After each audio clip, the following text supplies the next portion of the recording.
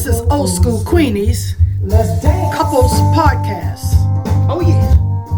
And I'm starting, this is a new segment on my podcast. I've been doing poor people's news bulletin, so I'm gonna just officially, I've been testing it, the poor people's news. So now, here I'm gonna make it a segment of my podcast. It's gonna be called Poor People's News. Flashback on Poor People's News. Let's do a flashback on the news of the week, or the news of the last month, or the past month, or the past week, or the past day, or the past. This is our Poor People's News. That is still relevant. I'm only picking out clips that is still relevant, that you may have missed, that you may have a need to know. You will have a need to know what you have missed. Poor People's News is very important, and is educated, and it help you plan for the future. So yeah, we need our Poor People's News. I mean, you need to hear most of the clips that I've captured. Because, like I say, it will help you in your planning, because the world is changing all the time. You need to know which way to go, how to plan for your kids' future. So take a listen, flashback on my Poor People's News. All right, let's start out with a little bit of economy mixed celebrity type news with this Jay-Z. Yeah, Dr. Cornel West is spilling the beans on what all happened around this buying a sports team. Let's take a listen what I captured. A lot of time with Dr. Cornel West in 2013, and he told me a story about Jay-Z that I think other people should hear. Check it out. They used Jay-Z's story to make him the face of the Brooklyn Nets, so white billionaire real estate developers could buy up historically black and working class neighborhoods and then jack up the prices. And it was all admitted in the Epstein files. In February 2014, Jess Staley, a high-level executive at Barclays Bank, and Barclays might sound a little familiar because it shares the name with the Barclays Center, the home of the Brooklyn Nets, emailed Jeffrey Epstein, and he said, "It's all about hip blacks in hip cars with white women. The people that should be in the streets have been bought off by Jay-Z." That's not a conspiracy. That's them actively talking about keeping working class communities docile by using faces that they're familiar with. So what is this billionaire banker referring to?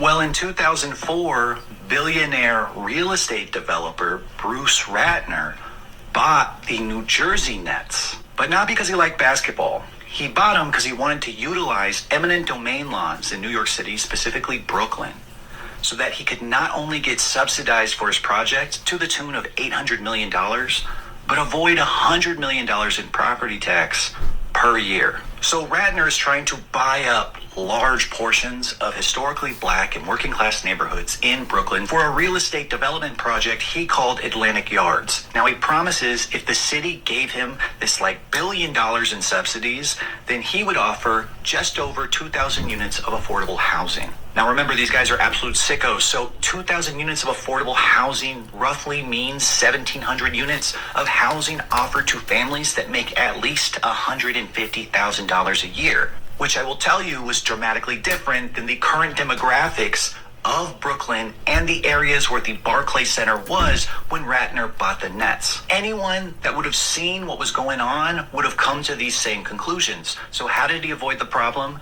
He got Jay-Z to be the face of the project. Jay-Z started making songs about asking LeBron to come to New York and fueling this message that Jay-Z was the hometown hero from the Marcy projects that rose all the way up so that he could buy the Nets and bring Brooklyn a basketball team. But instead, he was just the tool to sell the entire neighborhood off to white billionaires. Okay, now let's hear this analysis by this guy I caught on TikTok further about Jay-Z and his partnering with the Target store. Take a listen to this about his take on it, his analysis. This is his critique. Okay, he's trying to educate us. We need to be educated now. We need to hear these things. We need to hear our poor people's news from other people's perspectives. Let's take a listen. Related incident. I'm looking at it. This video was inspired by Jay-Z's new Target partnership for the 30th anniversary reissue of Reasonable Doubt. But I'm not looking at the Target deal as an isolated incident. I'm looking at it as Exhibit A in a larger pattern. Because throughout history, there seems to be a recurring archetype, the black cultural intermediary, the person powerful institutions use when they need access to black trust, black attention, black credibility, or black participation. This isn't always evil. Sometimes it looks like leadership, sometimes it looks like negotiation, sometimes it looks like progress, but sometimes it looks like pacification. So before I get to Jay-Z, I want to trace the archetype. Booker T. Washington is one of the earliest examples. His approach encouraged Black Americans to focus on economic advancement and self-reliance rather than direct confrontation with segregation. To some that was strategy, to others that was accommodation. Then later you have figures like Jesse Jackson, who often operated as a negotiator between black communities, corporations, and political institutions. Again, depending on who you ask, that was leadership or controlled negotiation. Then you have Al Sharpton. Sharpton spent decades operating as a negotiator between black communities, corporations, media organizations, and political institutions. Supporters viewed him as someone who could force powerful institutions to the table. Critics argued that he increasingly became part of the establishment itself. Whether you agree or disagree, Sharpton represents another version of the intermediary archetype. The person who can speak to power while still claiming to speak for the people. Booker T. Washington, Jesse Jackson, Al Sharpton. The archetype continues evolving. Then eventually we arrive in the celebrity era. But in the modern celebrity era, this archetype starts to shift. Now the intermediary isn't always a pastor or a civil rights leader. Sometimes it's a rapper. Sometimes it's a mogul. Sometimes it's the person who can make the institution look cool enough, black enough, or trusted enough to be accepted. That brings us to Diddy. In 2004, Diddy launched Vote or Die.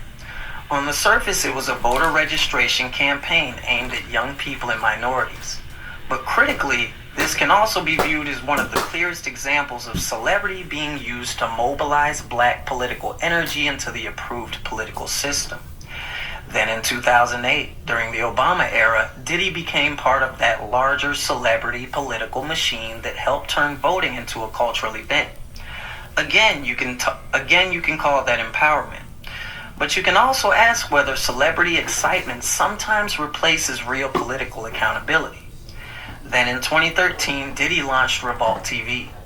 It was promoted as a black-owned media platform and a voice for the culture. But it also launched through major cable systems like Comcast and Time Warner, which raises the question, was this independent black media or black culture being packaged through corporate distribution? Then in 2020, Diddy launched Our Black Party while also endorsing Joe Biden. That moment is important because it shows the contradiction of the intermediary role. On one hand, he was saying black people need their own political agenda. On the other hand, he still ended up directing people back into the Democratic Party structure. That's the tension. Independence in language, institutional alignment in practice. Now let's move to Jay-Z. In 2012, Jay-Z became one of the symbolic faces of the Barclays Center in the Brooklyn Nets move. To some, this was a beautiful full circle moment. A Brooklyn artist becoming part of Brooklyn's biggest development project. But critics saw it differently. They saw Jay-Z's Brooklyn credibility being used to soften the image of a project connected to gentrification, displacement, and corporate redevelopment. Then in 2015, Jay-Z launched Tidal. It was marketed as artist ownership and creative control, but the criticism was that the artist empowerment message mostly centered already wealthy superstar artists. So once again, the question becomes, is this liberation for the culture or elite ownership branded as liberation? Then in 2019, Jay-Z and Roc Nation partnered with the NFL. This is probably the strongest example. The The NFL had a black credibility problem after Colin Kaepernick. Then Jay-Z enters the picture. And when he says we're past kneeling, that becomes the moment critics point to. But because to many people, the protest was not over. The issue was not solved. Kaepernick was still out of the league. But Jay-Z's presence allowed the NFL to move the conversation from protest to partnership. That is the cultural intermediary archetype in real time. Then you have the luxury brand era. Jay-Z increasingly aligns with the global corporate power, luxury alcohol, high-end branding, major business partnerships. Supporters call this black ownership. Critics ask if this is where the representative of the people becomes a representative of elite institutions. Then before we get to Target, there was one more event that I think deserves attention. The Times Square casino proposal. Roc Nation partnered with developers seeking approval for a casino project in Times Square. Supporters argued that it would bring jobs, investment, and economic opportunity. Critics argued that casinos often disproportionately impact working-class communities and questioned why one of the most influential voices in black culture was helping sell the product. What's interesting about this example is that, unlike the previous examples, this one faced significant resistance. The community didn't automatically get on board. And now we arrive at Target. Target has faced criticism and boycott efforts from the portions of black community. And now Jay-Z's most iconic album Anniversary is being rolled out through Target. Again, maybe it's just business, but when you place it on the timeline, it starts to look familiar. Major institution has a black credibility issue. Jay-Z appears as the bridge. That's why I'm not just looking at this Target deal. I'm looking at this as part of an archetype. The same role that existed with Booker T. Washington. The same role that evolved through Jesse Jackson. The same role that evolved through Al Sharpton. The same role Diddy played in the celebrity political era. And now possibly the same role Jay-Z and Roc Nation are playing today. Now everything I've discussed up to this point is based on publicly observable events. What comes next is simply my personal theory. This is not something I can prove. It's a pattern that I believe I've noticed. When I look back through history, I can't help but notice that every era seems to produce a highly visible black figure who becomes the preferred intermediary between powerful institutions and black America. The face changes, the era changes, the institutions change, but the role remains surprisingly consistent. Booker T. Washington, Jesse Jackson, Al Sharpton, Diddy, Jay-Z. Different people, different generations, but a remarkably similar function. And my personal belief is that institutions understand something very simple. If you want access to a community, you find someone that community already trusts. You don't need to control the entire community. You only need a trusted messenger. Again, that's my opinion. But when I look at the timeline, that's what I see. I see institutions repeatedly partnering with the same types of people. People who can translate institutional goals into language the community will accept. People who can calm tensions. People who can redirect energy. People who can make controversial partnerships feel acceptable. And right now, I believe Jay-Z occupies that role. In fact, I'll go a step further. If this pattern continues, I would not be surprised if Roc Nation becomes increasingly involved in future voter outreach efforts, civic engagement campaigns, political partnerships, or large-scale mobilization efforts aimed at black voters. Why? Because if my theory is correct, Jay-Z isn't just a businessman. He's become something bigger. He's become one of the primary bridges between institutional power and black culture. Maybe I'm wrong. Maybe all of these events are isolated incidents. Maybe the pattern exists only in my imagination. But when I look at Barclays, Tidal, the NFL, the casino proposal, and now Target, I don't see 5 separate stories. I see one story, I see an archetype. And the question I'm left with is this. Is Jay-Z representing the people to the institutions, or is he representing the institutions to the people? That's it. Yep, that's it. This video was Thank you inspired by for the word. Target partnership for the Thank you. Thank you for that. We need to wake up. And and not be led down any kind of rabbit holes. Just be your own critical thinker. Wake up, young folks. Wake up. Stop being a follower. Be a leader. And just, support each other's businesses. Create your own business. That was Darren Oliver on TikTok. But let me add as well. This is the reason why I call for blackout. You have power. They're using you. They see that we will, galvanize around somebody. They think that's what they think, that our black dollar has power. And if y'all don't know that, Jay-Z and them know it. They using you. Don't follow. Jay-Z is the last person you should follow. He's selfish dude. He all about himself. He ain't create nothing for nobody. He is no Jesse Jackson. He is nobody that I would encourage my young adult kids to follow. No way. He a very selfish dude to do these things and sell and be a billionaire for who, and not doing anything for the community. Now, like I say, black out.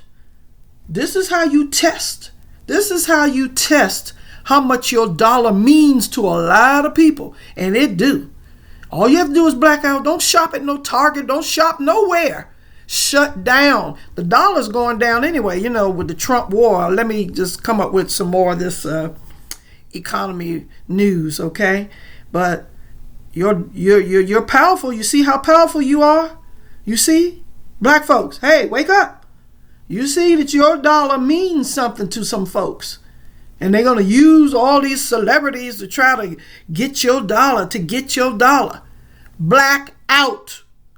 Hunker down and black out. Don't shop this Christmas at all. Don't shop for Thanksgiving at all. Get your little food, but don't shop. Don't shop. Black out. You'll see how strong y'all are. They know you're already strong. Your dollar is strong when you spend it. Black out. Don't spend. From Washington, America is heading into a major recession. I've spent the last 3 days talking to my contacts all over the world, including my contacts from Washington when I worked in the Bush administration years ago.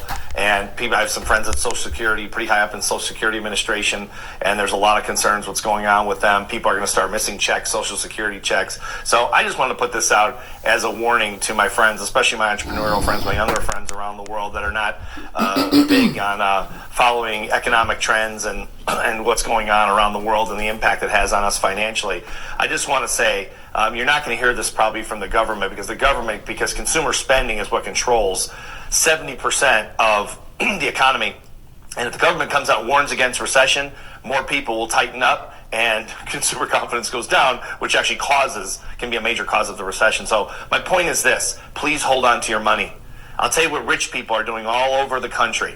They're holding back. They're selling their stocks. If you have stock, I would say hold. I'm not a big fan of flipping back and forth as the market goes up and down, but we are living in uncertain times, and markets hate uncertainty, which is why you saw the stock market, just dive last week. I think we're going to have another terrible week in the market. We'll see. No one really knows. I don't have a crystal ball, but I'm just trying to communicate this to especially people who don't follow economic trends as much, maybe in some of the political things that are happening.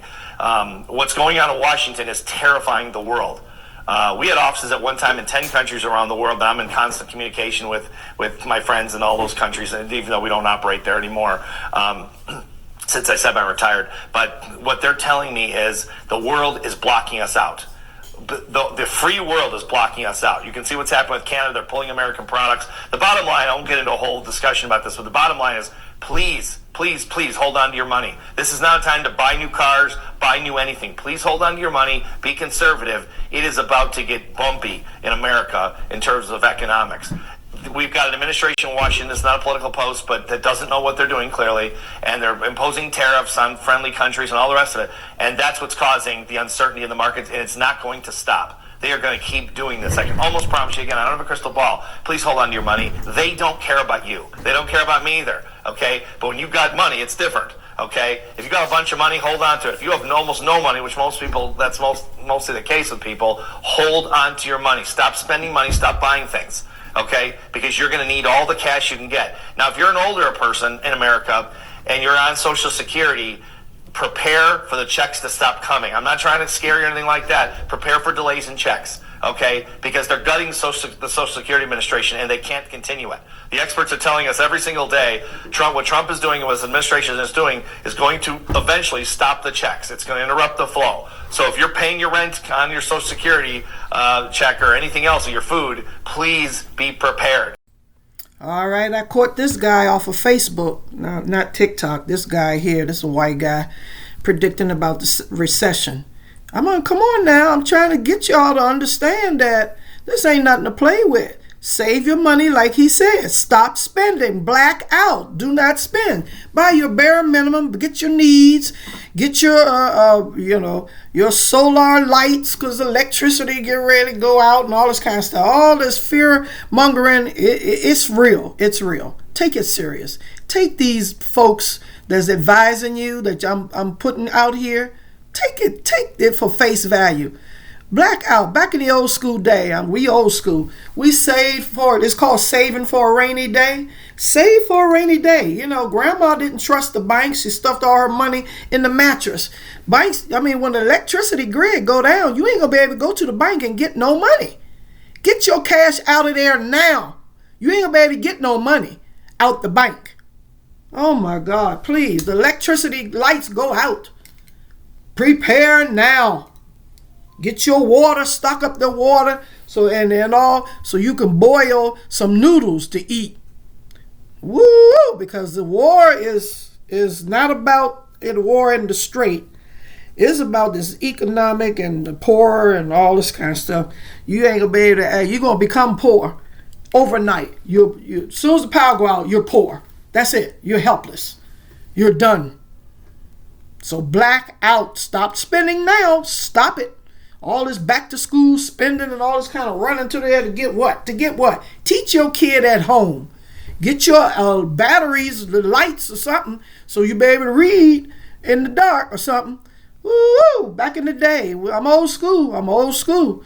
We had batteries backed up. We had the canned food, tuna fish, to noodles, blah, blah, blah. Hey, beans, jars. Blah. We better do something to save your food, because ain't no food coming from Canada no more, or Mexico. He even messed up with the tariffs. Oh, my God, with Mexico and Canada. That's where we get all our food. Woo! Black out. Stop spending. Hunker down and get your necessary food to survive. Survival. Go into survival mode. And get your canned goods and black out. Stop that shopping. Stop it. He's considering renaming Lake Ontario, an international waterway, to Lake America, though he can only change the name for American use and can't enforce it internationally. As Canada announces its own new retaliatory tariffs on U.S. goods, saying 15, 25, and 50% tariffs will match the U.S.'s. Furniture, clothing, apparel, and steel now facing those 50% counter tariffs. This is a non-precedented challenge imposed on Canada. But Canada will meet the moment. Canadians will meet the moment. We will meet the moment together. President Trump's 50% tariffs on $20 billion worth of goods going into effect over the weekend, hitting furniture, textiles, building supplies, and alcohol. The feud between the two sides erupting Monday. Ontario's leader with this message for Trump, calling him arrogant and a bully. Well, he can kiss my ass as far as I'm concerned. We're going to go at him full steam.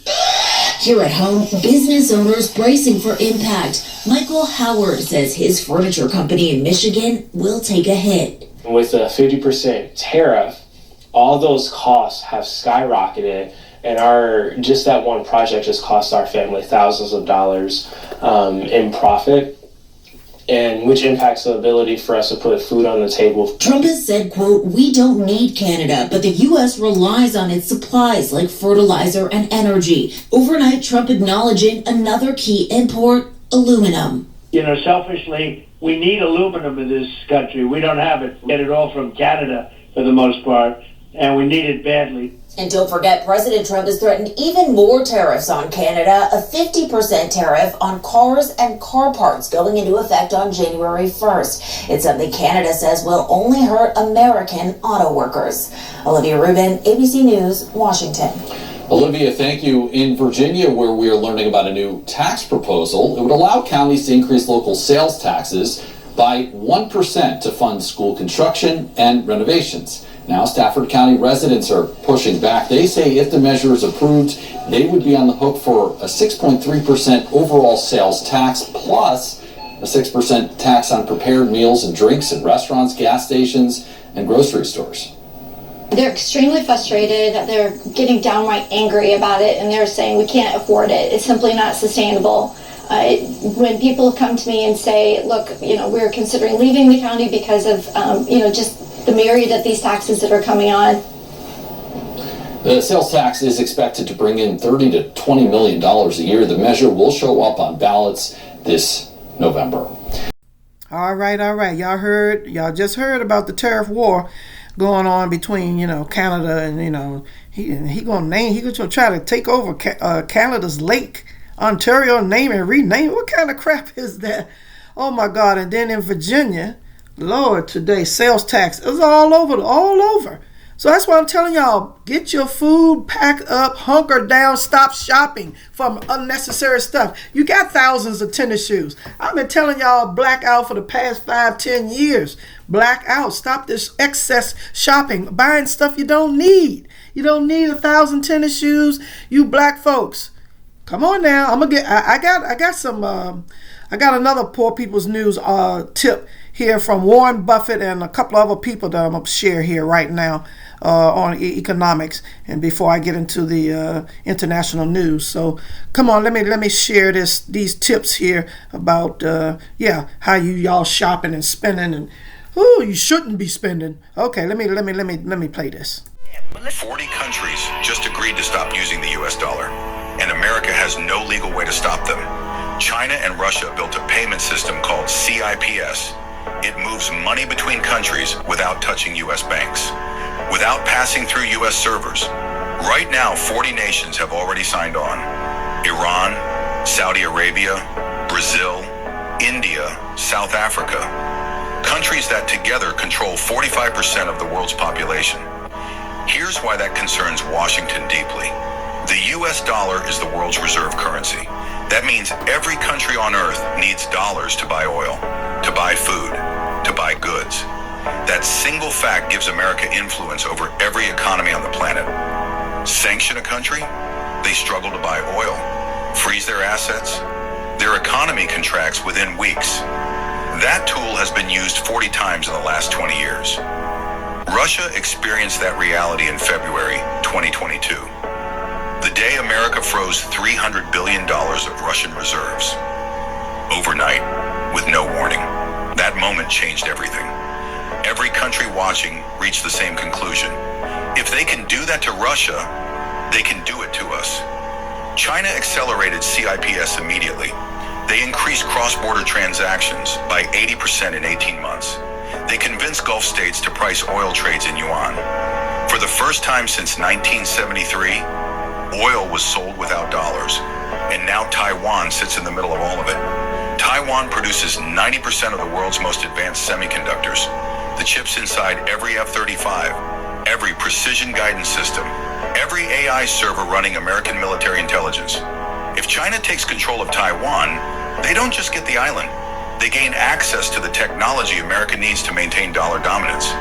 Think about that. Here is the question nobody in Washington will answer publicly. If China launches a financial move first, not aircraft, not ground forces, but a coordinated shift where 40 countries simultaneously reduce U.S. Treasury holdings, what does America do? There is no military response to that.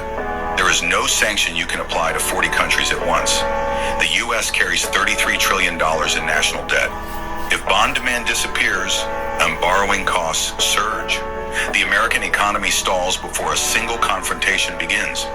And China has been calculating exactly when that becomes possible. They have been running this scenario since 2015. Does America know what move comes next? This was never just about Taiwan. Taiwan is the final piece. Control the chips, control the payments, control the oil pricing. You don't need a confrontation. You reduce the dollar's role before any conflict begins. This shift is already underway. You just weren't told it was happening. Follow for the next video, because this... All right. I'm sorry to be the bearer of bad news here. I'm just trying to wake us up so we can prepare. Stop spending. Oh my God. Get your beans, and grow your own food. Come on now. I'm trying to wake us up with these news clips that I'm capturing from other people, other sources, because our media ain't telling us nothing. You can't even listen to Channel 7 News, Channel 9, they not even exposing none of this because they don't want to start no panic and they don't want us to stop shopping because it's about our dollar, y'all. It's about that dollar. It's all about money, sex, power, and drugs. More toxic food chains to avoid at all costs. Number 1, Subway. The Eat Fresh chain has been caught repeatedly with problematic ingredients, and their bread was found to contain azodicarbonamide, the same chemical used in yoga mats and shoe soles. Number 2 is Chick-fil-A. Their chicken sandwiches contain a long list of additives, including a silicone-based anti-foaming agent also used in silly putty.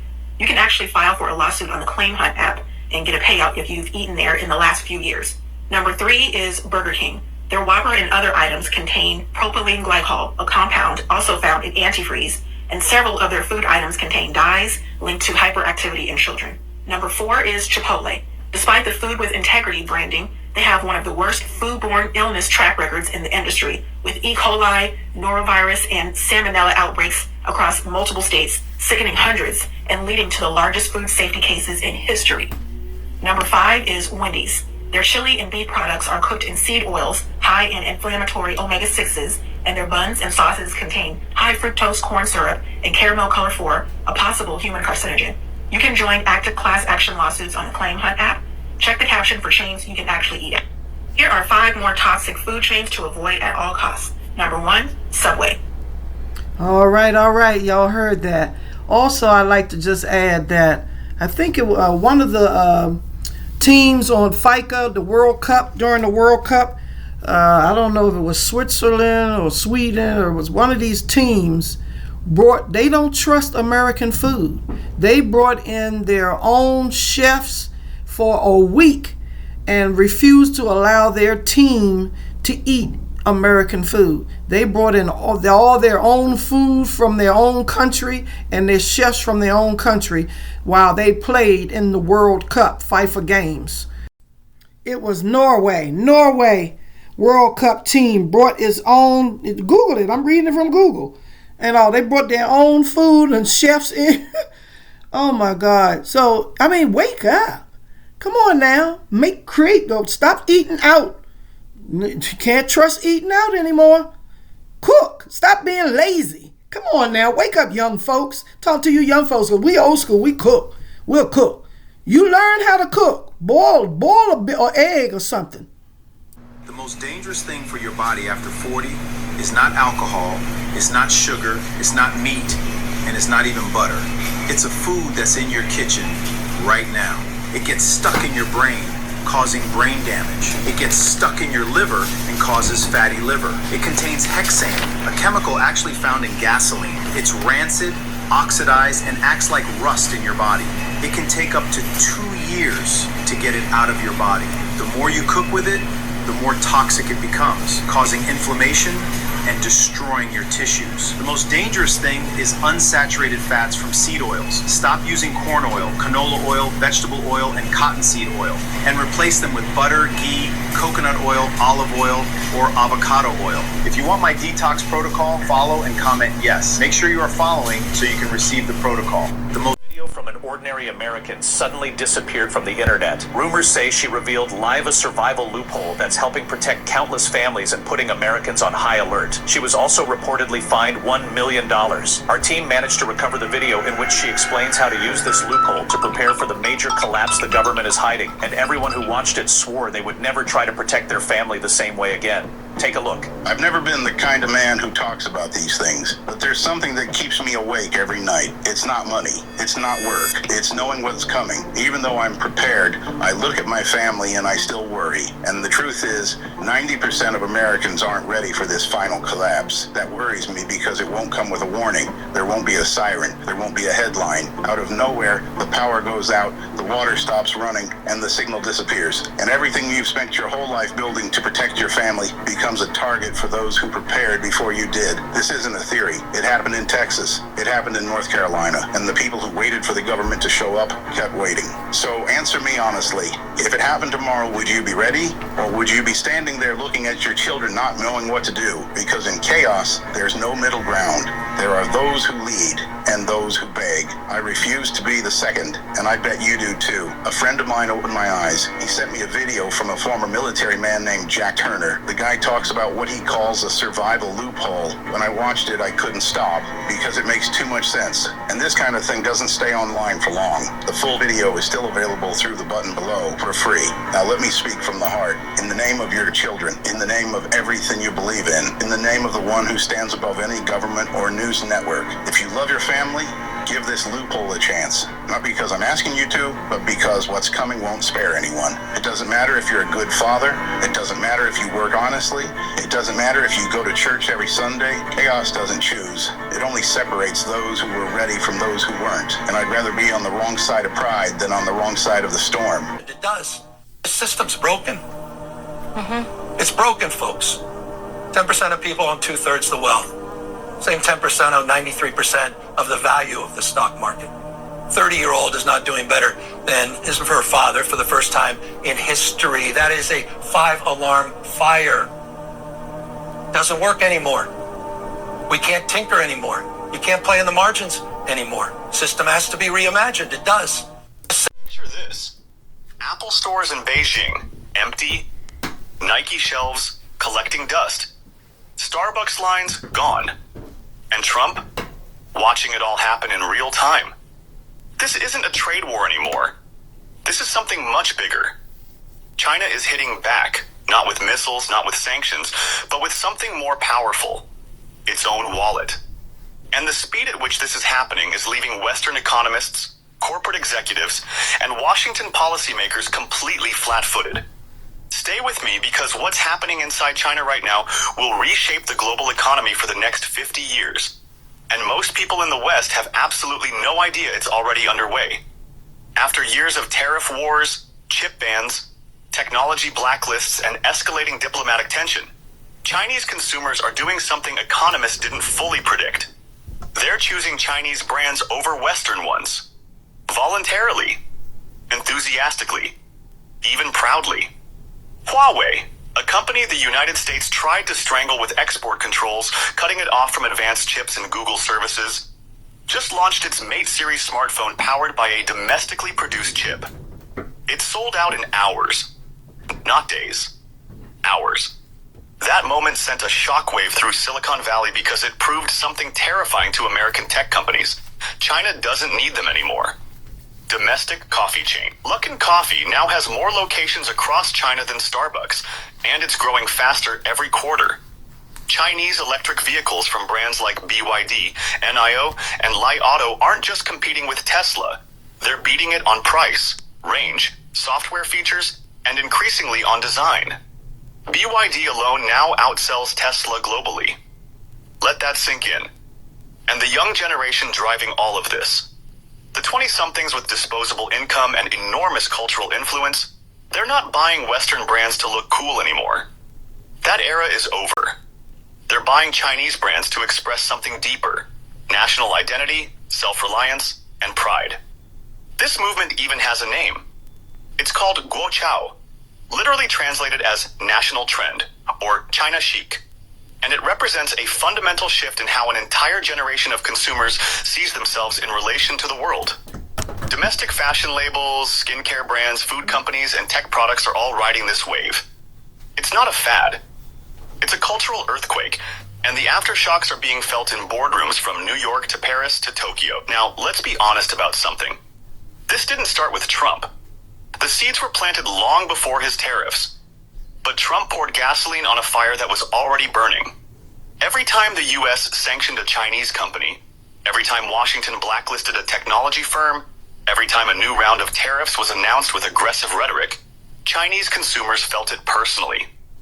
What Washington framed as national security policy, ordinary Chinese citizens experienced as economic aggression aimed directly at their country and their future. So what did they do? They responded the only way consumers can, with their wallets. When the U.S. restricted advanced chip exports, Chinese citizens didn't fill the streets in protest. They bought Huawei. When American and European brands made public statements on geopolitical issues that clashed with Chinese national sentiment, consumers didn't engage in lengthy online debates. They simply opened a different app, chose a different brand, and moved on. China quietly turned geopolitics into a shopping decision, and that decision is compounding every single month. For Western corporations, this is the nightmare scenario they spent decades and billions of dollars trying to prevent. Companies like Apple, Nike, General Motors, Volkswagen, and dozens of luxury conglomerates built their entire long-term growth strategies around one assumption: that China's rising middle class, now numbering over 400 million people, would keep consuming Western goods as a symbol of aspiration and modernity. That assumption is crumbling. Apple's smartphone market share in China has fallen sharply as Huawei and other domestic brands reclaim ground. General Motors, which once dominated the Chinese auto market, now sells significantly fewer vehicles there than it did at its peak, while homegrown electric vehicle brands flood the market with technologically sophisticated alternatives. Even the luxury sector, historically insulated from political sentiment because wealthy consumers supposedly transcend nationalism, is now reporting meaningful slowdowns in Chinese spending. LVMH, Gucci, Burberry, all flagging China as a concern. And here is the cold, hard reality that no corporate earnings call will say out loud: there is no replacement for China. That market took 3 decades of investment, relationship building, localization, and patience to develop. You cannot simply pivot to India or Southeast Asia and replicate it in 5 years. The loss of Chinese consumers isn't a quarterly problem. It's a generational one. But zoom out even further, because what's happening goes well beyond brand loyalty and consumer preferences. China is executing a long-term strategy to build what economists are calling a parallel global system, completely independent of Western technology, Western financial infrastructure, and Western supply chains. Think about what that actually means. China is developing its own advanced semiconductor chips through companies like SMIC, reducing dependence on Taiwan and eliminating the leverage that chip export controls were supposed to create. Picture this. Here are some financial lessons and tips that neither your parents nor school probably ever taught you, but that you need to know. Number 1, if you can't afford to buy it several times, you can't afford it. Not once, not barely, several times. Number 2, money isn't about how much you make. It's about how much you keep. Most people increase their lifestyle as soon as their income increases, and that's exactly why they stay broke during the early stages of building wealth. Number 3, your 20s aren't for showing off. They're for building. You don't need the nicest car. You don't need luxury clothes every weekend. You need skills, discipline, and capital. Number 4, separate your wants from your impulses. Most purchases aren't real wants. They're dopamine. They're emotional reactions. In your 20s, invest heavily in yourself. Invest in the things you already know will help you grow, even if it hurts financially in the moment, because you know it will be worth it later. Don't waste your money on material things that make you feel good instantly, but that you end up regretting afterward. Number 5, your income grows when you grow. Not through luck, not by scrolling through TikTok and social media, not by writing affirmations and putting them under your pillow. Your financial ceiling will always match your skills. Number 6, invest early, even if it's a small amount. 20 euros a week invested in your 20s can be more powerful than 200 euros a week starting at 35. Time compounds more powerfully than money alone. And finally, learn how money works before you chase it. Inflation, interest, assets, taxes, investing, compound growth. Don't let these concepts overwhelm you, but understand that you can't play a game you don't understand. Most people are financially lost, not because they're lazy, but because nobody ever taught them the basics. Financial freedom isn't about luck. It's about habits, knowledge, and patience built day by day. Hey, podcast audience, that was Warren Buffett, the billionaire Warren Buffett. He's up in his 90s now, and he's doing a podcast where he's sharing a lot of major tips. So thank you, Warren Buffett. This is Back to School. Teach our millennials, give them some good tips on finance, because, yeah, they neglected that in school. And I don't know what these schools doing today. So, yeah, thank you for these financial tips. I told y'all, stop shopping. Save your money. Hunker down. Here is some more tips. Warren Buffett, and I made a mistake. He's 94 now. I say he's in his 90s, but come on, let's listen to some more. My entire life studying wealth, how it's created, and how it gets destroyed. And after 94 years, I can tell you this with complete confidence. Most people aren't poor because they don't earn enough. They're poor because they consistently buy the wrong things. That sounds simple, and it is, but it's also deceptive because the wrong purchases rarely look wrong in the moment. They look normal. Everyone around you is buying them. Culture reinforces them, advertising glorifies them, and for a while they may even make you feel better until you realize they've been quietly draining your future year after year. It happens the way termites destroy a house, slowly, invisibly, and then all at once. By the time you notice the damage, the foundation is already compromised. Today I want to focus on 5 things most people spend money on without hesitation, things that seem harmless, even necessary. But if your goal is to build real wealth, the kind that compounds into freedom, you need to stop buying them, not eventually, immediately. And I'm not talking about small indulgences. I'm talking about major wealth killers, choices that can cost you hundreds of thousands and in many cases millions over the course of a lifetime. Let's start with the first, and in modern society, the most common wealth destroyer: new cars. Now I can already hear the objection. Everybody needs a car. How can a car be a wealth killer?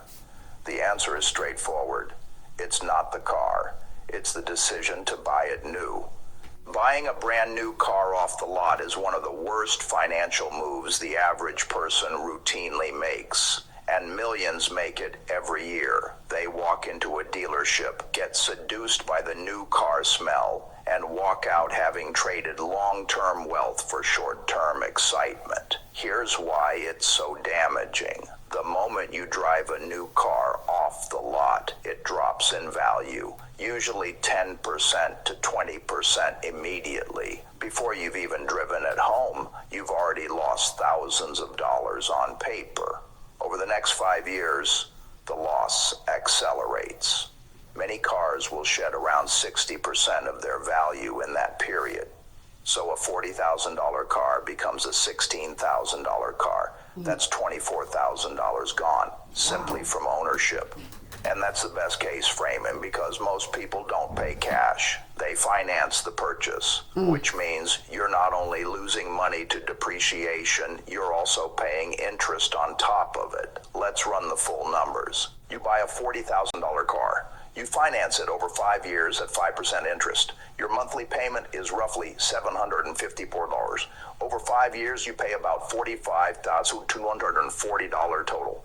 And at the end of that period, the car is worth around $16,000. So you paid about $45,000 to end up with an asset worth $16,000. That's a loss of roughly $29,000, almost $30,000 from a single decision. Now here's the part most people never calculate, and it's the part that matters: opportunity cost. That same $30,000 invested instead of burned on depreciation and interest, even at a reasonable long-term return like 10% annually, can grow to roughly $523,000 over 30 years, $500,000 from one choice. And it isn't just one choice, is it? Most people repeat this pattern every 5 to 7 years.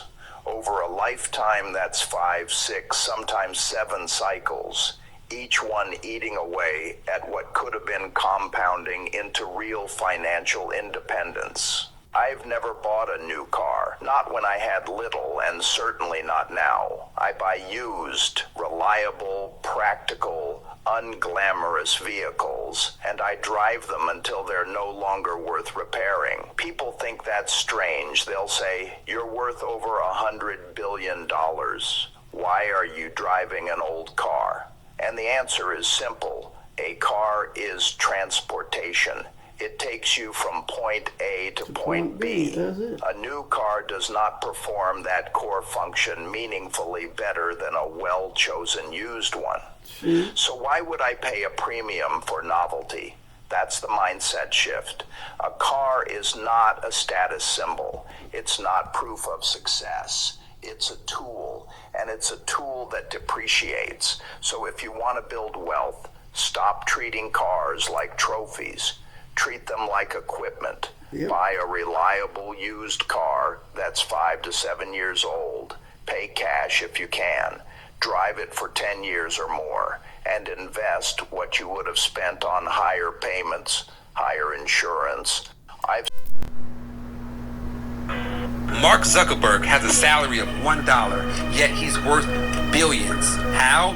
Because his wealth is tied up in Meta stock. And as long as he never sells that stock, he will never pay taxes on those billions of dollars. You see, the IRS can only tax you when you sell your assets. But instead of selling, what Mark is going to do, he's going to borrow against the value of his stocks. So he's going to go to the bank and say, "Hey, I have hundreds of thousands of shares of Meta, and I want to use these shares as collateral. I want you to give me a loan against the collateral of these shares. And guess what? If I default on the loan, you can have my shares of stock." The bank says, of course, and they loan him millions of dollars against his stock portfolio. And as you all know, loans are not taxable. So no earned income, no capital gains tax, no income tax, just access to millions or billions of dollars completely tax-free. And this is what we call the buy, borrow, die strategy. You buy assets, you borrow against them during your life, and then when you die, you have enough life insurance proceeds to pay off the debt that you owe. If Mark Zuckerberg can do this, guess what? You can too. Of AI is based on our collective human intelligence. Our books, songs, artwork, journalism, computer code, scientific research, videos, conversations, images, and ideas spanning generations.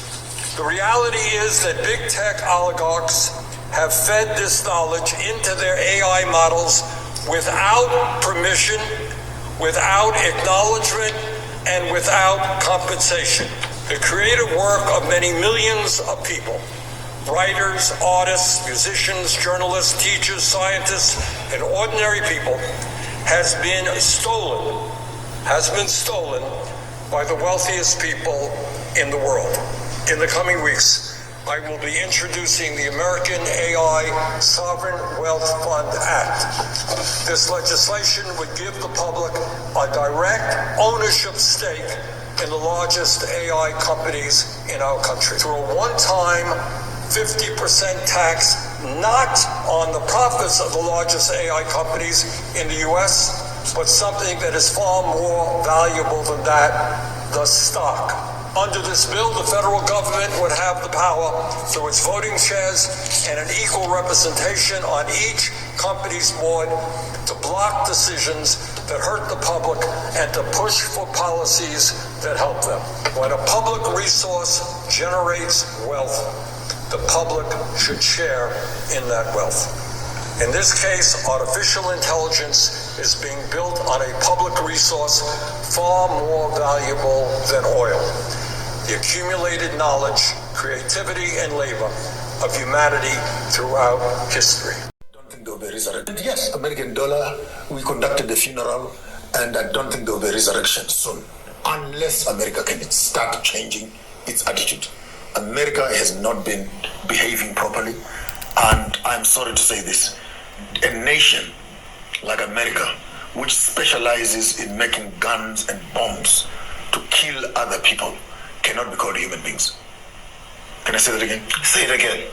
Any human being on the face of the earth who spends all his life making guns and bombs and explosives and atomic bombs to exterminate other people and just wipe out other people. We still have simmering of Hiroshima and Nagasaki. We still have Vietnam. We still have tombs and graves all around Africa caused by these guns. And if a country like America, the government like America, cannot see how evil it is at its core, that life, dignity, sovereignty, and respect of other people, their lives and their culture, and deem those people as equal to you, you're not better than anybody else. Bloody hell, Americans, you're not better than anybody else. You eat as we do also. You drink as we drink also. You sleep as we sleep also. You get sick as we get sick also. What makes you think that because you're on a flag that has 52 stars, those stars on all our skies out here? And when you have a nation that has lost its ethos, empathy, Ubuntu, the two part, the Bantu. The American white man is not Muntu, because they don't have Ubuntu. They are Into. How can you fail to have passion and you glorify yourself on a capitalistic agenda of collect more, make more, kill as much as you can, switch off there until this happens? You're not human. You're not human. And therefore, I don't even want to discuss and give American government the dignity of humanity. Yes, American dollar, we conducted the funeral, and I don't think there will be a resurrection soon. Influencers, Gen Z now has to looks at those people every day, 24/7. If you're under 30, it can feel like the financial odds are stacked against you. The cost of housing is through the roof. Young people can't afford to move out of their parents' homes. You send out hundreds of job applications and hear back from none of them. And inside your phone, it looks like everyone else is partying on a yacht, and influencers are telling you you can too if you buy crypto or make the right investment. So how do Gen Z really feel about money? Perhaps it's no surprise that many young people aspire to financial independence or financial freedom, especially at a time when so many of them are living at home with their parents. Financial freedom is a term you hear a lot on social media. The idea that you can escape the constraints of needing to have a job. It's the financial stability, the financial independence, the ability to live life, right, on their own terms. And they believe that they need to take more risks in order to achieve that financial stability, which perhaps came easier to earlier generations. I think financial freedom means being able to do whatever you want to do, when you want to do it. But what's nice is I could choose to leave and go to Europe for 2 months tomorrow, and it wouldn't impact my financial situation or my career in any way. If my family had a medical bill, there would be never any concern on how does that get paid. If my car broke down, I could just pick another car. I wouldn't have to worry about how long it's in the shop and can I afford it. Emil Barr should know what it feels like. He's 23 and says he's already worth $25 million after he founded and sold a successful TikTok marketing agency. My goal is to become a billionaire by the time I'm 30. So the way that I see it is I'm less than 2% towards my goal. And even though $20 million sounds like a lot of money, in the grand scheme of things, I actually haven't even reached 10% of the way there. Gen Z is sort of forced to decide fairly early on which of two camps you fall into. Do you fall into this idea of entrepreneurship and financial freedom, or do you fall into the cult of work-life balance? What you can't have is you can't have both. You can't be the generation that wants paid internships and at the same time wants to show up in their pajamas and work from home and only work 4 days a week. You can't be the generation that asks for Fridays off and wants to be off at 4 o'clock so you have time to meditate and you have time for all this other balance, and expect that you won't have to work after the time you turn 35. The idea of working crazy hours in your 20s to build a financial cushion that could let you retire in your 30s is popular online as Gen Z try to cut their dependence on jobs that seem hard to get and harder to rely on. Working isn't the only way they hope to get there though. A study by the Urban Institute showed 21% have tried retail investing, 22% have bought some cryptocurrency, and 17% have tried to make money from sports betting sites. A lot of this has come from the democratization of investing in the stock market or alternative financial products like crypto, even things like Reddit has been very big in disseminating knowledge. So social media plays a big platform or a big role in giving Gen Z the ability to have access to information or get tips on financial advice. So they do see it as part of their investment strategy or their saving strategy longer term. Wealth, despite being further away, seems more attainable than ever because due to social media and influencers, Gen Z now has to looks at those people every day, 24/7. They see influencers in Bugattis and Lamborghinis, and that's sort of sold as like the new normal if you're in your mid-20s. So I think that's why Gen Z is looking for something different. They're looking at it and realizing that working a traditional career isn't going to get me the same level of wealth. So social media has taken financial literacy that used to be very much a classroom lesson into something that is accessible for everyone and a skill that can be refined every day. And it also amplifies financial pressures because you see aspirational lifestyles on social media, a lot of celebrities and influencers that may encourage you to live the kind of life that they have. So it's a bit of a trade-off. Trying to keep up with the Instagram lifestyle has pulled a lot of young people into another potential trap though, credit card debt. Gen Z takes on debt at the first age, roughly median age at 18, whereas baby boomers first took on debt closer to 30. So younger generations are more and more comfortable with this idea of using debt, credit card debt, small loans, things like that, buy now, pay later programs in order to finance their lifestyle.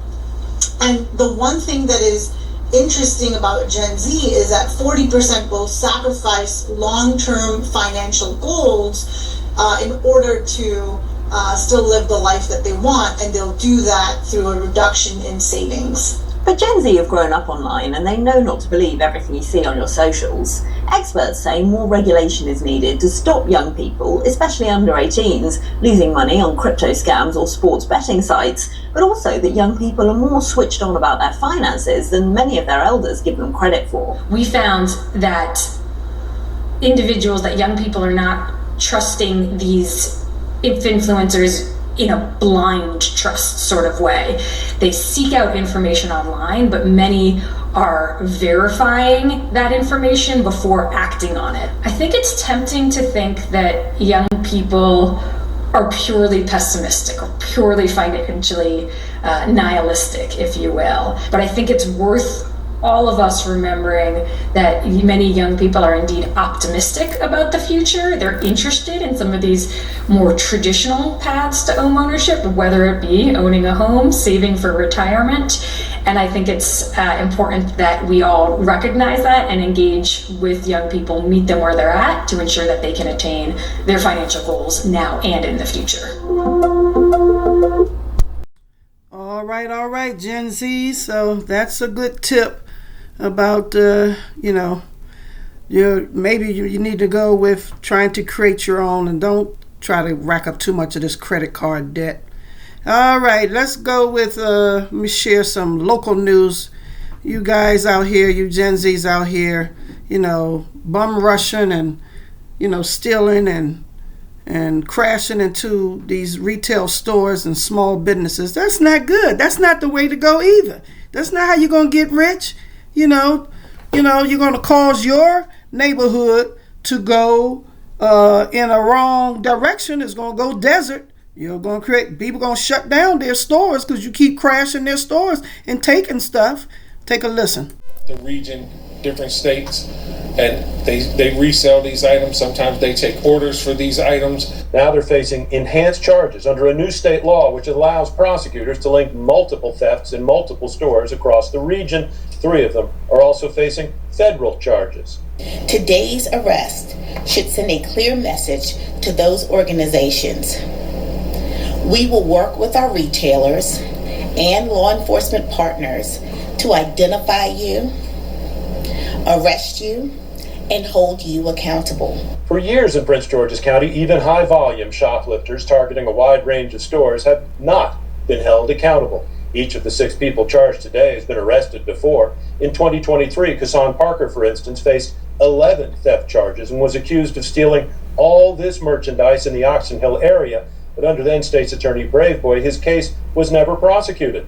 At today's press conference, I asked how things will be different this time. I know with the implementation of the federal charges, that sends a strong message, but also the higher tier charges that are fairly new to the state of Maryland sends a message as well. We're not going to tolerate it in the state, and we're not going to tolerate it in Prince George's County. We are watching, and we're going to continue to investigate and hold people accountable that are involved in these organized retail thefts. Yeah, so we asked today where precisely these people have been active, what stores have they been hitting. The police and the authorities would not identify them today, but I can tell you, looking at their past history, it's been all over the place, not just in Prince George's County. One of these suspects was previously accused of stealing $31,000 worth of merchandise at one time from a Lululemon store in Annapolis. A couple of the others were accused of hitting the Queenstown outlets over on the Eastern Shore over and over again. Scott? Yeah, some staggering figures. But Brad, you mentioned that the priors were there and then the fact that the case wasn't prosecuted. Why should we expect it might be any different this time? Yeah, that's a good question. And in fact, we're going to have to watch how these individual suspects do move through the system to see if the outcome is in fact different this time. But all right, millennials, all right, Gen Zs, that's not the way to go, running around trying to steal, because then you're going to lose your freedom. You know, behind bars? Who wants to be behind bars? All right, let me try to close out. I'm gonna let my Muslim brother, oh my God, Louis Farrakhan, close out this Poor People's News, because you need to hear some history. You need to learn, and you need to be disciplined and start coming up with a plan, and not listening to these old Jay-Z's and all these, these Rock Nation rappers and all. They're not your leaders. Come up with your own common sense way of doing things and get yourself out your bootstraps, and try to hunker down and save money the best way we can. And talk with your old elders. Talk with old school. We old school know a few things. We've been through it. We've been there, done that. We've been through recession. There's a recession coming. We've been through all of this. We've been through long lines for oil and gas. We've been for long lines, standing in long lines for, I remember standing in line for food. We've been through this. And we tell you how to survive. You need to learn, you should be learning survival skills. Yes, you need to learn how to survive in this particular country, because it is off the chain. But you're getting ready to learn. If you ain't willing to learn right now, hey, the reality will wake you up and you're going to learn. Take a listen. Let's close out with Minister Louis Farrakhan, my Poor People's News. It's for us all poor people. Let him close my Poor People's News out.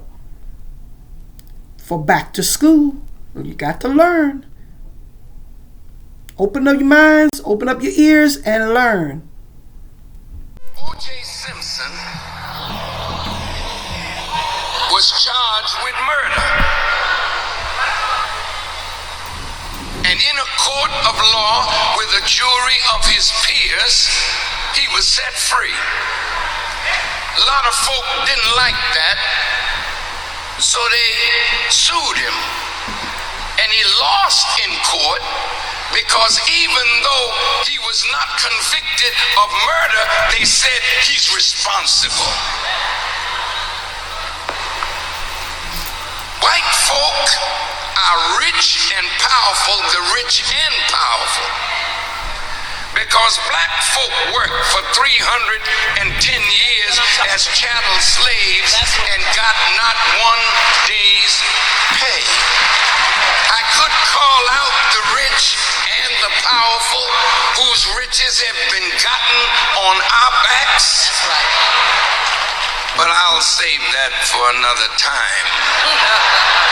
The point is, the present generation of whites did not do this. But the present generation of whites are in their privileged position because of what a former generation of whites have done.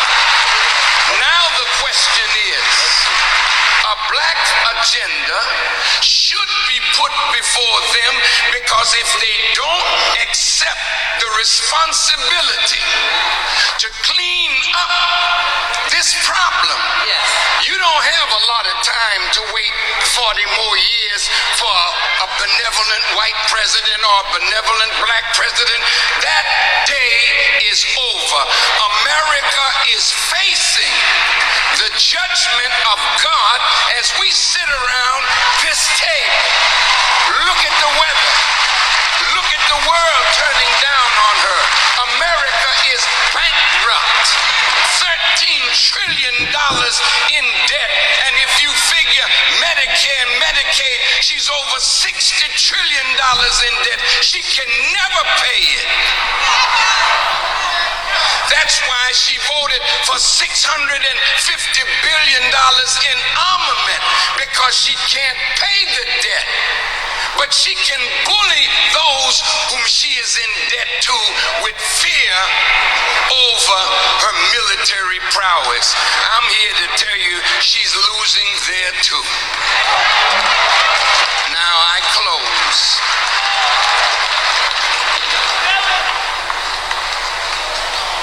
Our people need repair. Yes. We need repair from 310 years of chattel slavery, where black men were forced to be studs, to make black women pregnant, to make more slaves for the slave master. And that same unhealthy attitude of misusing our women and making babies that we have no desire to take care of is still with us. Willie Lynch, who gave the ways that we could keep being divided so that they could rule us for 1,000 years, that sickness is still with us. Yes, we got a black president, but brother said it was confusion. He confused the issue. But really, he never wants to lose the white vote. So if he loses the white vote, he don't care that you voted for him. That's right. O.J. Simpson. All right, I lied. I got another couple of clips. Listen, you all need to listen to your local news, because we have to vote. We need to vote and figure out what's going on and all in our neighborhoods. That's where our power is too. Okay? Wake up and listen. That's who you need to bum rush. You want to rush a store? No, go rush into a senator's office. Go rush up into a congressman's office and make demands. Not stealing. That ain't gonna work. You're gonna lose your freedom. Alrighty, so let me add this other clip here. This has gone under the radar, but it's so important that you don't miss this. A few days ago, under the cover of night, literally 4 o'clock in the morning, Senate Republicans passed yet another funding bill for ICE. Remember that before the Senate convened that night, ICE was already bigger than the United States Marines. And they gave them $70 billion more of your money under the cover of night. Donald Trump wants you to believe that there's no money for health care, there's no money for child care, there's not enough money in the wealthiest nation on the planet to make sure every child has food to eat, not enough money for cancer research, but there is plenty of money to fund an unchecked paramilitary force that is accountable only to him. This is scary and dangerous stuff, and all of us ought to be paying attention. It is as if we are paying for our own oppression. Republican senators passed this bill using your money under the cover of night. We need to hold them accountable. So in the midst of, like I say, y'all need to get ready, hunker down, save your money, and get out to vote this November and stop shopping. No shopping. Just get your little food, get your little bare necessities. Get what you need to survive the next 6 months. Come on now, think. Move in back home with your grandma, show them respect, and think. Come on now. Lord, today, this is my Poor People's News, Old School Queenies Couples Podcast.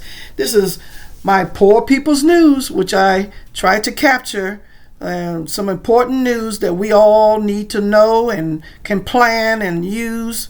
So leave me a message if you like, and a comment. And come back. I'm just only twice a month I try to post these Poor People's News clips, that I capture. That's very important. So millennials, Gen Zs, come on now. We need y'all. Y'all the ones are next. You're the ones that's next. You don't need to be out here smoking weed, and you need to clear your mind and come up with a plan that we can follow one of you. See, Malcolm X and Martin Luther King, they was in their 20s. And we followed them. Where's our next leader? Where are you? Where are you, Gen Z, that I can follow you and support you and all? Where are you, Gen Zs? Where are you, millennials? Come on now. No, it don't have to be no one leader. It can be a group of y'all that we follow. Y'all online? Okay, we'll follow you. You got some sensible ideas to come up with? Come on now. The gap between rich and poor in the United States has been growing steadily. This is not something new, but we used to have more of a safety net. This is a global phenomenon. It's not just the United States. These latest figures that have come out about the enormous increase in the wealth of the billionaires in the past year, increasing at 3 to 4 times as faster than it normally does. This is not accidental. This goes back to the start of the Cold War. In 1948, George Kennan wrote a memo that said we have 6.3% of the world population, yet we control 50% of the world's wealth. We can't help but be the object of envy and resentment. The question before us is, how do we maintain this position of disparity? And the United States has tried to do so on a global scale, but also the capitalist class, the most wealthy capitalists, have done so inside the United States. So they're getting richer and richer, while most people live paycheck to paycheck.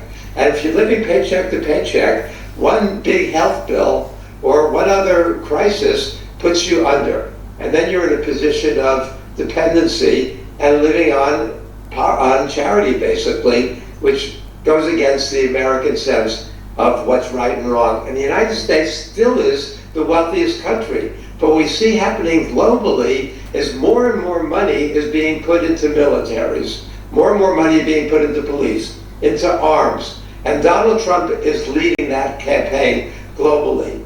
And as Eisenhower said in the 50s, that is every dollar that goes to build guns and fighter planes and bombs is a theft from those who are hungry and need food, a theft from those who are unhoused and need housing, those who are unhealthy and need health care. And we're, as a planetary civilization, as one species, we're going the wrong direction. We have enough wealth that everybody could live decently, but we don't distribute it fairly. And we have a capitalist system in which the wealthy are doing great and the rest of the people are suffering or struggling.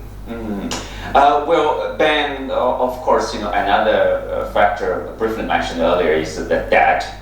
Some say there's a debt-driven culture in the U.S. Debt-driven living has become the foundation of middle-class life in America.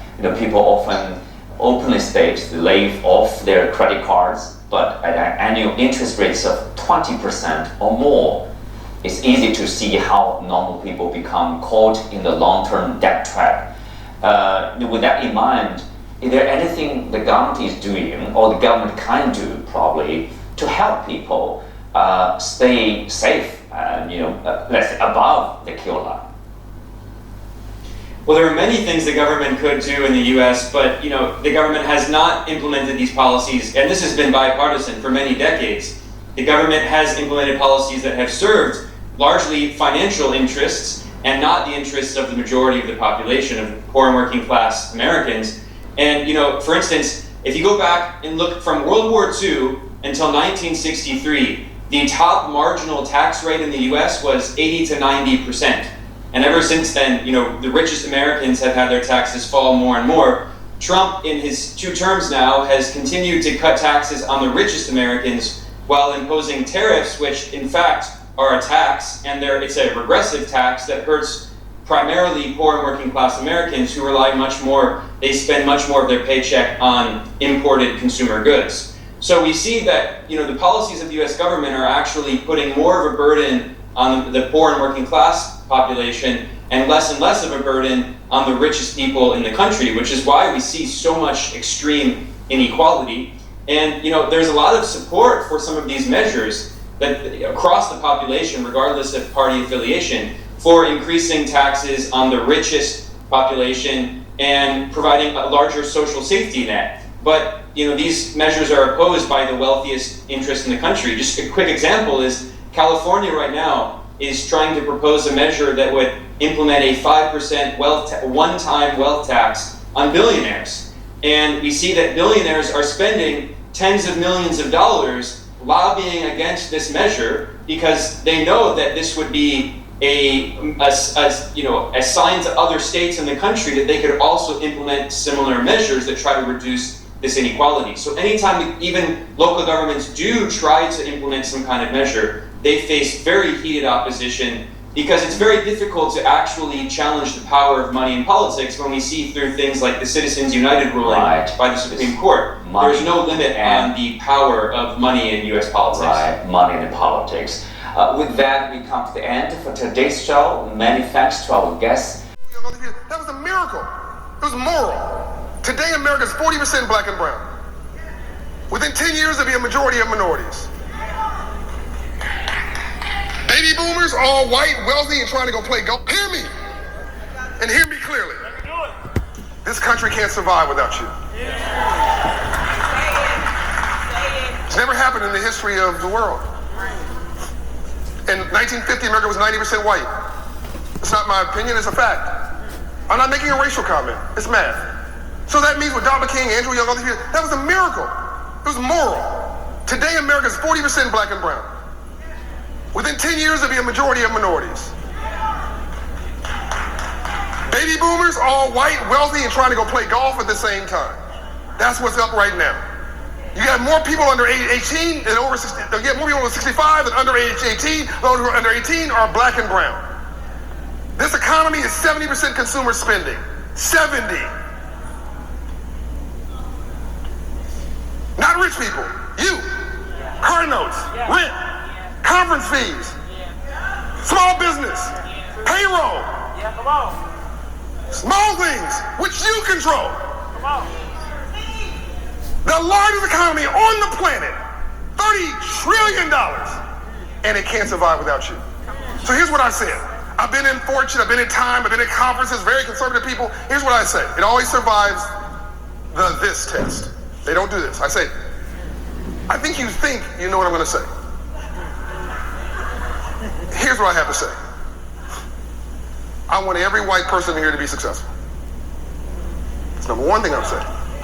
Number two, there's not enough college-educated, successful white men to drive GDP, gross domestic product, for the next 20 years. It's mathematically impossible. So unless you want to be speaking Chinese, Mandarin in the next 20 years,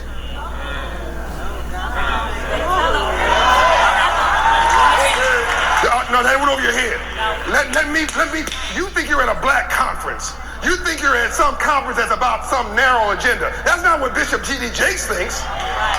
That's not what the God has endowed. You are the cultural pulse. You have defined culture and cool all over the world. If you say it's cool in South Korea. But what we have not defined, what we have not mastered, is capitalism and commerce. Where the rules are published and the playing field is level, we kill it. Sports. The arts. Faith. Politics. From slavery to the President of the United States of America. Where the rules are published and the playing field is level, we kill it. No one gave us anything. We went and took it. Playing by the rules. Wishing everybody else well. So what happens if you turn your attention to capitalism and free enterprise? And you don't just say Black lives matter, Black capitalists matter. Hear me, and hear me clearly. This country can't survive without you. It's never happened in the history of the world. In 1950, America was 90% white. It's not my opinion, it's a fact. I'm not making a racial comment, it's math. So that means with Dr. King, Andrew Young, all these people, that was a miracle. It was moral. Today, America is 40% black and brown. Within 10 years, there'll be a majority of minorities. Baby boomers, all white, wealthy, and trying to go play golf at the same time. That's what's up right now.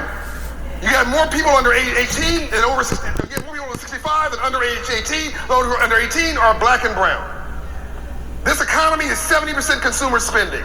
70. Not rich people. You. Cardinals. Rent. Conference. I had to repeat this. I had to repeat. Oh my God. Just know that you have the control and you need to learn to work together. You need to become united. Come up with a system. Come up with a Black Wall Street system.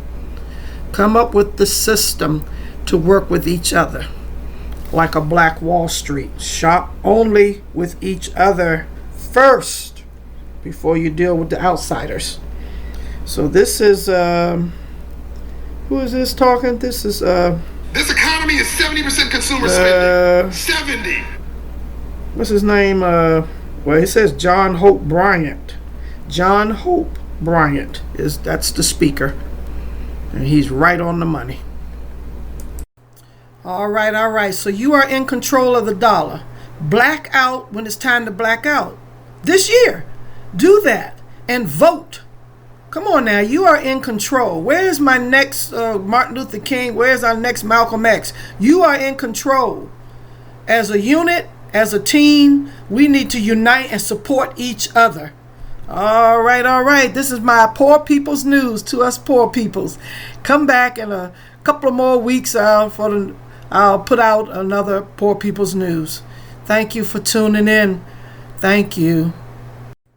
Oh, I forgot this clip that I had from Tory Lane's dad.